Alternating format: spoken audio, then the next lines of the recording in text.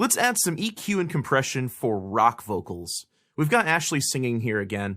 It's a different song, and it's a full rock song with guitar, bass, and drums. We used the WA-87 mic and no EQ or compression on input. Now that it's over, don't tell me that it's over. Don't turn this ship around and tell me that you can't keep on more take. Don't ever tell me why. Don't you ever tell me why. 'Cause I don't want to know.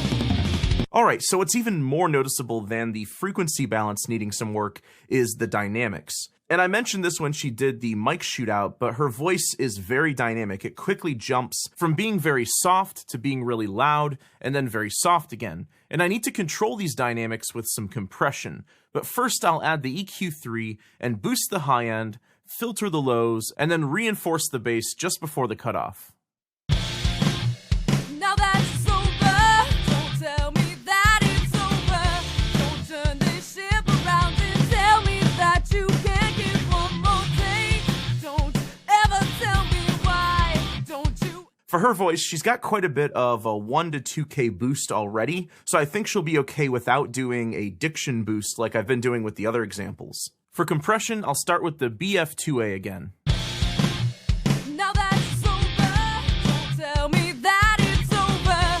Don't turn this ship around and tell me that you can't keep on more take. Don't ever tell me why. Don't you ever tell me why. So this sounds pretty good, but there's a huge difference between using a hardware LA2A and a stock Pro Tools plugin that emulates optical compression. If I can help it, I like to add hardware compression during recording. This helps to control the dynamics on input, and then I can add EQ afterward to play with the frequency balance, and then I can add an additional compressor after the EQ to round off the dynamics a bit more. So I'll place the BF2A before the EQ plugin, and what this does is it emulates the input compression while recording. The BF2 will help round off some of the dynamics a bit before the signal hits the EQ.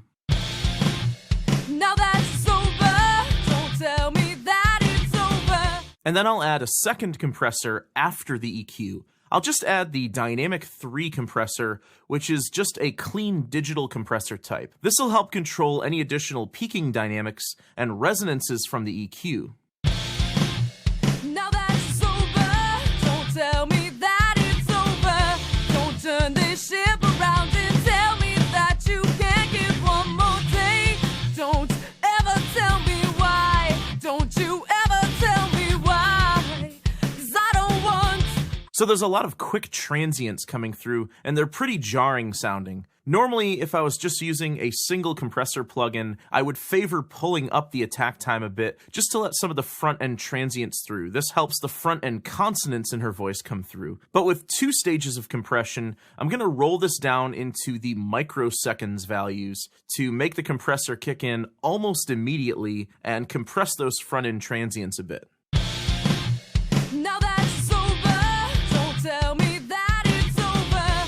Don't turn this ship around and tell me that you can't keep on more take.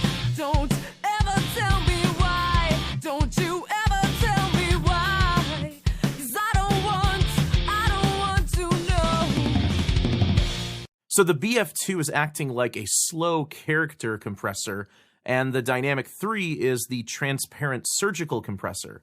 Both of them used in tandem really helps to control her very dynamic vocal style.